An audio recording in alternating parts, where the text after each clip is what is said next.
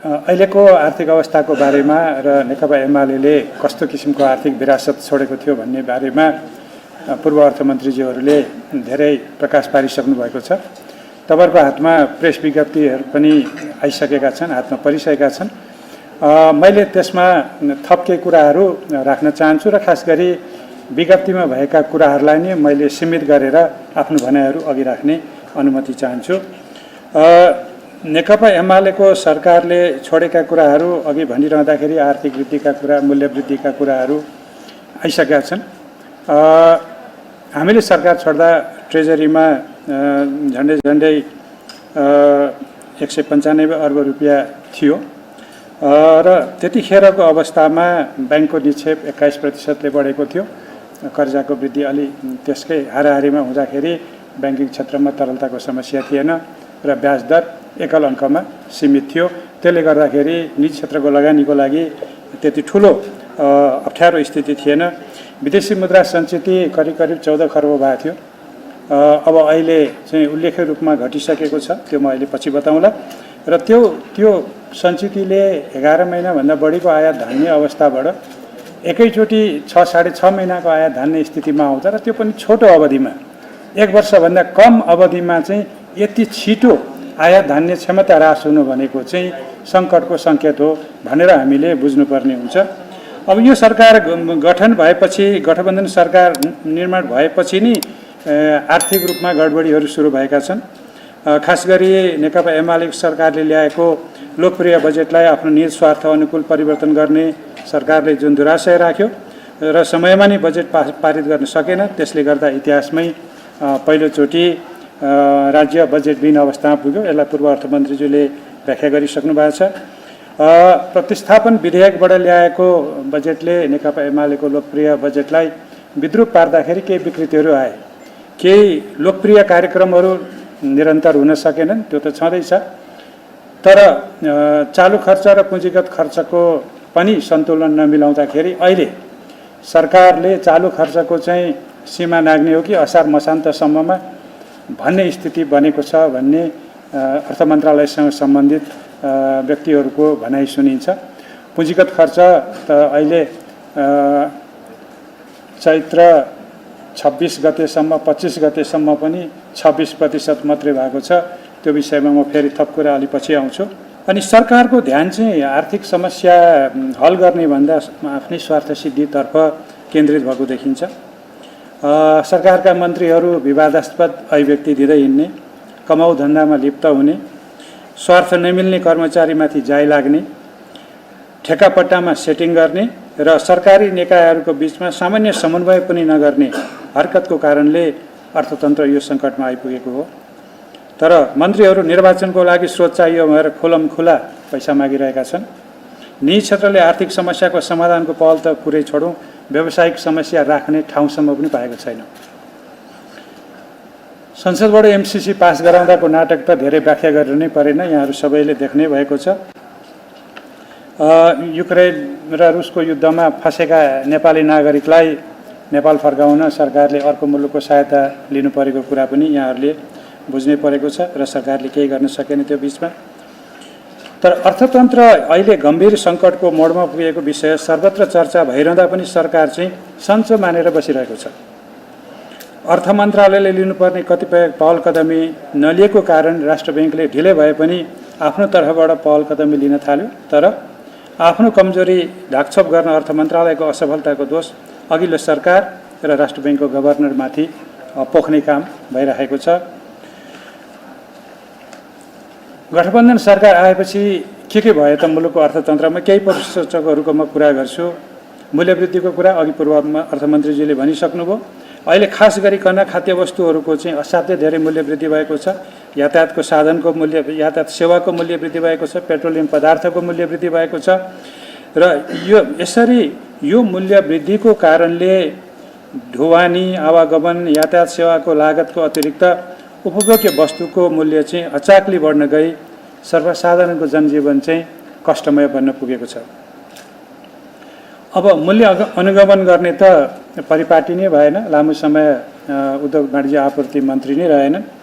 त्यो सरकार गठन भएको 9 महिनामा पुग्न लाग्दा बल्ल एउटा मन्त्री नियुक्त भएको र सरकारले बजारलाई छाडा छोड्दाखेरि र सरकारले लिएका गलत आर्थिक नीतिकै कारण सम्पूर्ण निर्माण सामग्रीहरूको मूल्य अस्वाभाविक रूपमा बढेको छ।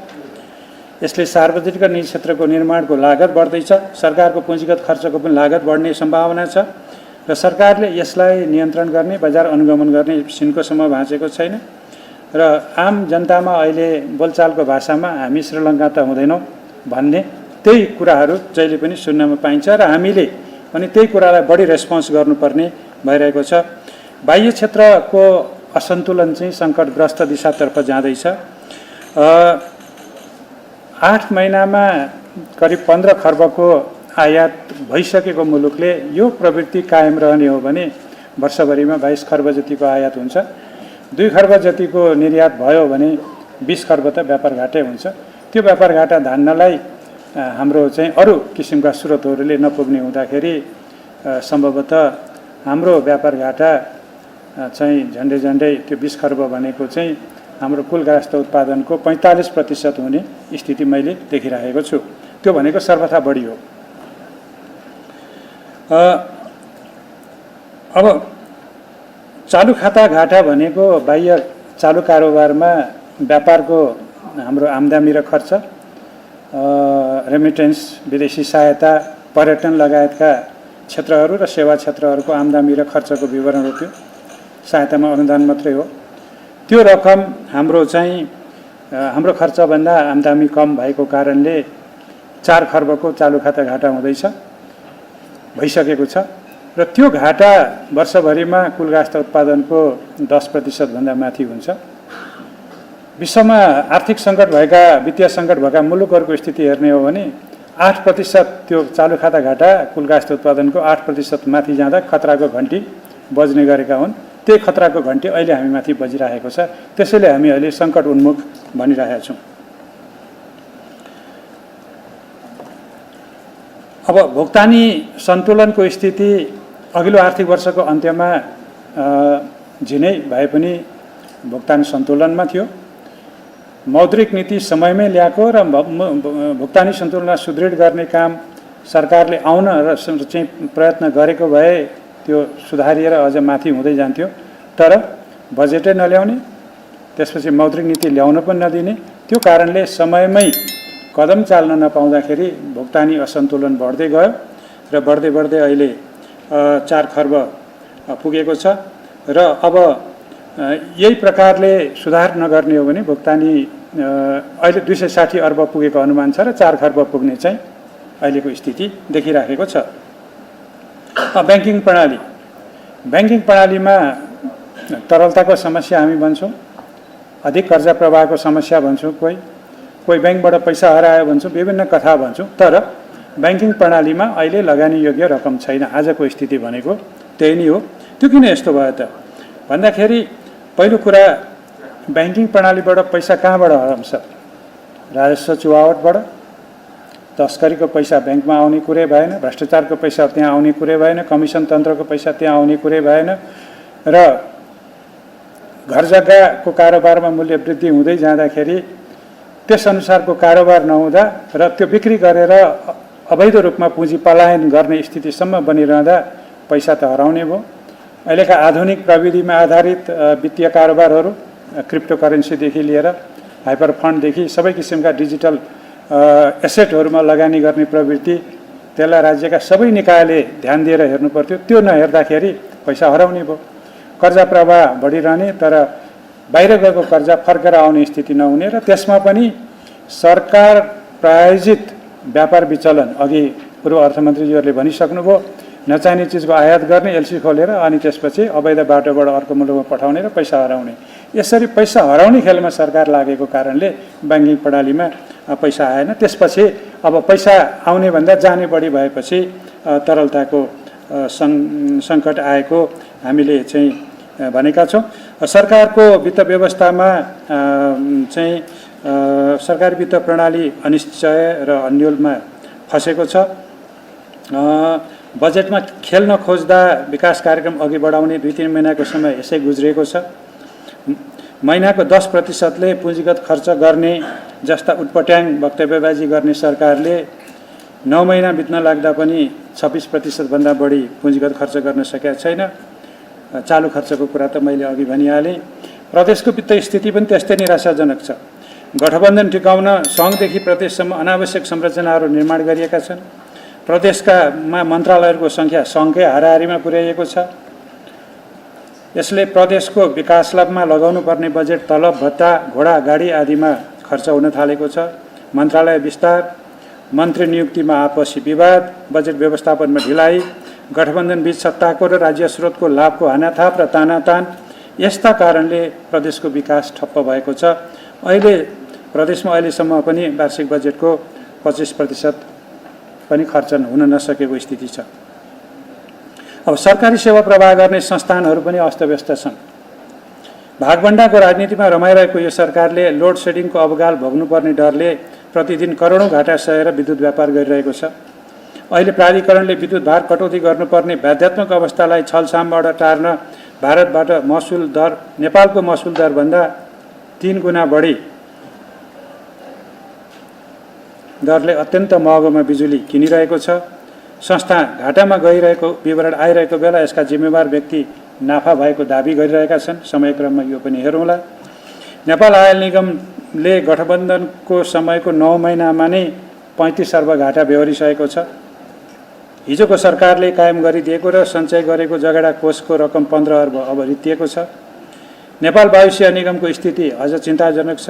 निगम सुधार गर्न अघिल्लो सरकारले चालेका कदमलाई यस सरकारले रोकेको छ। व्यवस्थापनको हचुवा फेरबदल, जथाभावी नयाँ भर्ना र आन्तरिक व्यवस्थापनको कारण निगम धान्नै नसक्ने वित्तीय बोझतर्फ अगाडि बढ्दैछ र सरकारका आर्थिक नीतिहरू असङ्गतिपूर्ण हुँदै गएका छन्। खास गरी यो गठबन्धन सरकारमा सहभागी दलहरूबीच समग्र आर्थिक नीति, द्विपक्षीय तथा बहुपक्षीय सहायता परिचालन, अर्थतन्त्रमा निजी क्षेत्रको भूमिका जस्ता आधारभूत विकासका अवधारणामा नि विरोधाभास रहेको तथ्य त सडकमा नै छताछुल्ला भइसकेका छन्। गठबन्धन जोगाउने बाहेक कुनै सोच नभएको सरकारले समग्र विकासको लागि पुँजी बजारको विकास, दात्री निकायको सहयोग, निजी क्षेत्रको स्रोत र क्षमताको परिचालन र आर्थिक क्षेत्रमा संरचनात्मक सुधारमा ध्यान दिने त अपेक्षा गर्ने स्थिति नै रहेन। अन्तर्राष्ट्रिय संस्थाको सहयोग स्वीकार गर्नेमा होस् या व्यावसायिक वातावरण सुधार गर्दै निजी क्षेत्रको लगानी बढाउने विषयमा होस्, सरकारका सहभागी दलहरूमा रहेको फरक दृष्टिकोणका कारणले निजी क्षेत्र, दात्री निकाय र कर्मचारी तन्त्रदेखि नागरिक समाजसम्ममा नैराश्य फैलिएको छ। सरकार विकास साझेदारहरूको विश्वास गुमाउँदैछ। सरकारले आफ्नो साख गुमाएको छ। आफैले हस्ताक्षर गरेको सम्झौतामा देव सरकारले आफ्नो सत्ता साझेदारलाई आश्वस्त पार्न नसक्दा सरकारमा सहभागी दलहरूले नि एकातिर सडकमा विध्वंस र जनधनको क्षति हुने प्रकारको विरोधमा संलग्न हुने र अर्कातिर संसदमा एमसिसी पारित गर्ने जस्ता जगहँसाइका काम गरे।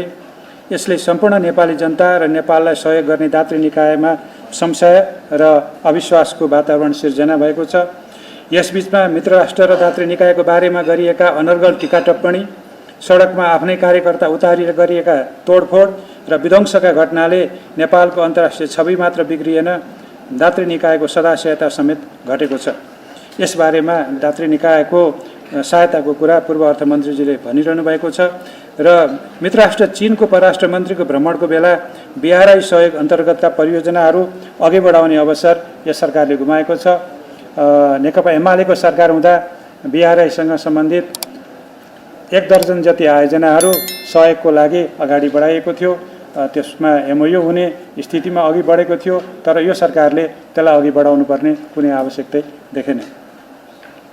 अब अर्थ प्रणाली गलत र अदृश्य तत्त्वको हातमा गएको भन्ने हाम्रो पार्टीको भनाइ छ।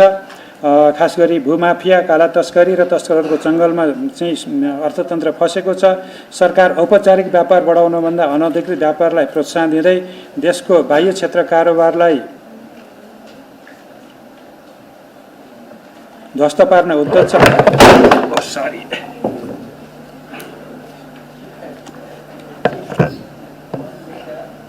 होइन छैन, यो अघि यो सुपारीको कुरा आयो कि आइप्याडै खस्दो रहेछ किन हो। अहिले यो अघिल्लो वर्षको भन्दा 100 गुणा बढी सुपारी, केराउ, सुन चाँदी जस्ता वस्तुको आयात गरी व्यापार गराउने धेरै सरकारले राखेको देखिन्छ। व्यापारमा विचलन बढ्दै गएको छ। हुन्डीको कथा योसँग पनि जोडिन्छ। विदेशी मुद्रा सटैमा अनौपचारिक क्षेत्रमा चलेको बट्टादरबाट नै हुन्डी बढेको कुरा स्पष्ट हुन्छ। वैदेशिक रोजगारीमा जानेको सङ्ख्या बारेमा पूर्व अर्थमन्त्रीजीले बताइहाल्नु भएको छ। त्यसको बावजुद पनि यदि विदेशी मुद्रा ब्याङ्किङ च्यानलबाट आउँदैन भने अनौपचारिक कारोबार र हुन्डीको कारोबार फस्टाएको कुरा त स्वतः बुझ्न सकिन्छ। अनि अर्थमन्त्रीले श्रानीमुनिको पैसा झिक्छु भने जस्तो विवादास्पद अभिव्यक्ति, सरकारका पछिल्ला नियुक्ति, निर्णय र छापमा गतिविधि हेर्दा अर्थतन्त्र अरू सङ्कटमा धकेलिएको हो कि भन्ने सङ्केत मिल्छ। श्रानीमुनि पैसा छन् भने झिक्नु पर्यो, तर बजारमा यसले अफवाह फैलाएको छ। सरकारले अमौद्रीकरण त गर्दैन, डिमोनेटाइजेसन त गर्दैन भनेर हामीलाई सोध्छन्। मैले भनेको छु सरकारले गर्ने भए हल्ला किन गर्थ्यो होला र, तर आतङ्क मात्रै फैलाउने कामहरू अहिले भइरहेको छ भन्छु। यस्ता कुराहरू, यस्ता हल्काफुल्का कुरा गरेर सरकारले अर्थतन्त्रलाई, व्यवसायलाई त्रसित या शङ्काको घेरामा या अन्यलमा पसाउनु हुँदैन भन्ने हाम्रो पार्टीको दृष्टिकोण हो। अब कर्मचारी तन्त्रलाई निहित स्वार्थ अनुरूप हिँडाइ चुनाव खर्च उठाउन सरकार लागि परेको छ। योग्यता, क्षमता र विशेषज्ञता भएका कर्मचारीलाई एकातिर थन्क्याइएको छ र आसेपासे र सेटिङमा चल्न सक्नेलाई पाएक पर्ने ठाउँमा सरुवा गर्ने र त्यसबाट अनधिकृत लाभ लिने कुरामा यो गठबन्धन तल्लिन्छ। यसकारण पनि व्यावसायिक क्षेत्रको सरकारमाथिको विश्वास गुम्दैछ। खास गरी निजी क्षेत्र यो सरकारबाट निराश छ। बजेटलाई दुरुपयोग गरी निज स्वार्थ केन्द्रित नीतिगत भ्रष्टाचार गरिएको छ। यो कुरा पहिले पनि आइसकेको छ। प्रतिस्थापन बजेट मार्फत बजेटमा गरिएका गडबडीको बारेमा हाम्रो धारणा त सार्वजनिक भइसकेको छ। अर्थतन्त्र डुब्ने खतरा छ भन्ने विषय उतिखेर हामीले सार्वजनिक गरेकै हौँ। राजस्व अनुसन्धान र सम्पत्ति शुद्धिकरण जस्ता निकायको आफू अनुकूल परिचालन गरी इमान्दार व्यवसायीहरूलाई आतङ्कित पनि गरिएको छ। सरकारी निकायबीच नै समन्वय छैन। अर्थ मन्त्रालय, राष्ट्र ब्याङ्क, राष्ट्रिय योजना आयोग, उद्योग वाणिज्य आपूर्ति मन्त्रालय जस्ता आर्थिक क्षेत्रसँग सम्बन्धित निकायको समन्वय नहुँदा निजी क्षेत्रले सुधारको आश गर्न छोडेको छ। सर्वत्र नैराश्य फैलिँदै देशले श्रीलङ्काको बाटो समातेको त होइन भन्ने सन्तास फैलिएको छ।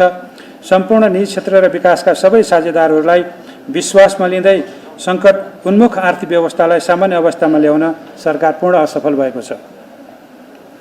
सम्पत्ति शुद्धिकरणको चपेटोमा सरकार छ।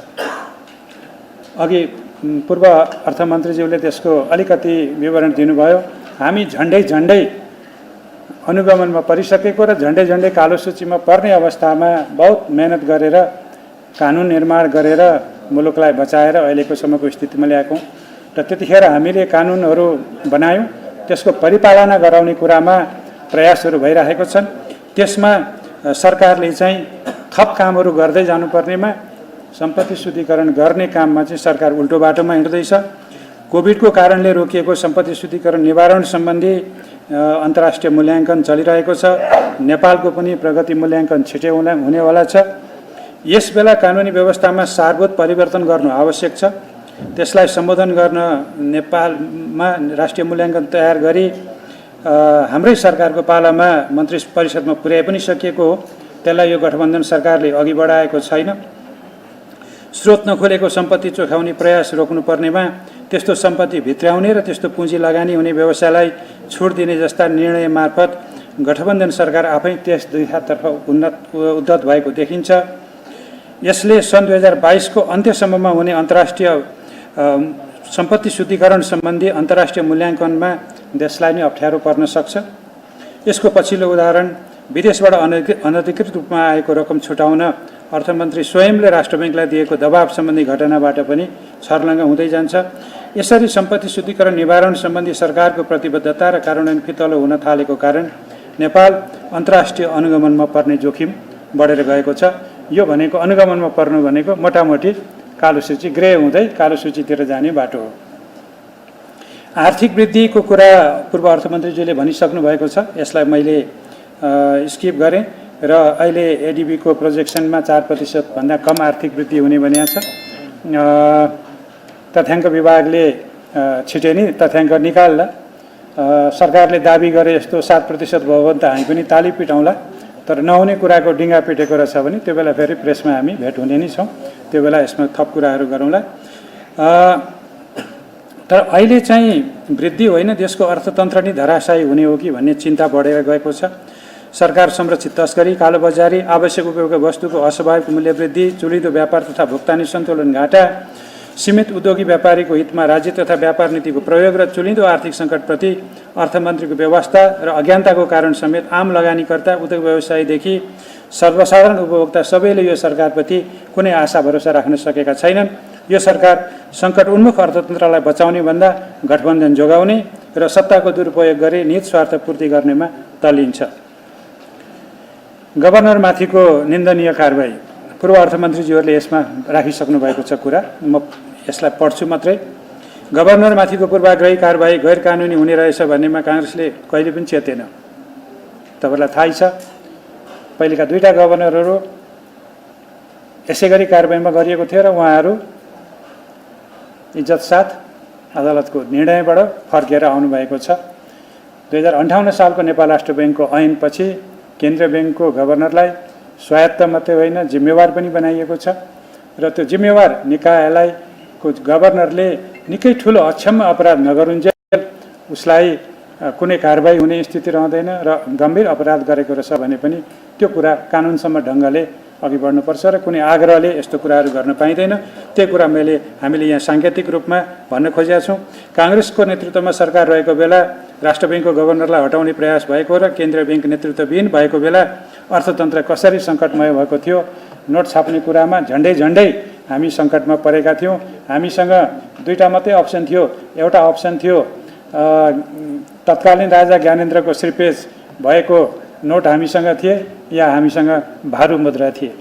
त्यो बेला सरकारले श्रीपेज भएका नोट हटाउनु भनिसकेका थियो, ढुकुटीमा नयाँ नोट थिएनन्, अनि हामीले बाध्य भएर फेरि क्याबिनेटको निर्णय भएर त्यो श्रीपेज भएका नोटलाई 1 वर्ष थपेर चलाउनु परेको स्थिति थियो। त्यस्तो स्थिति फेरि नहोस् भन्ने कुरा चाहिँ हामी सरकारलाई सजग गराउन चाहन्छौँ।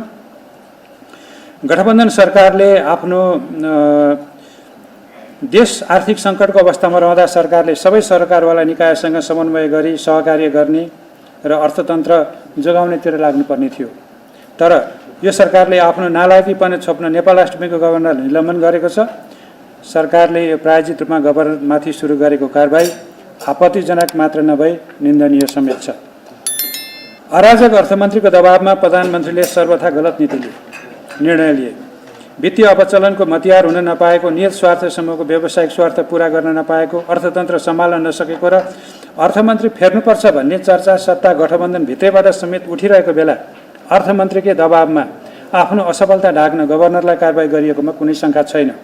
अघिल्लो सरकारबाट नियुक्त भएकै कारणले व्यावसायिक रूपमा दक्ष र इमान्दार राष्ट्र सेवकहरूलाई यो सरकारको कोपभाजन हुनु परेका दर्जनौं घटनाहरू छन्।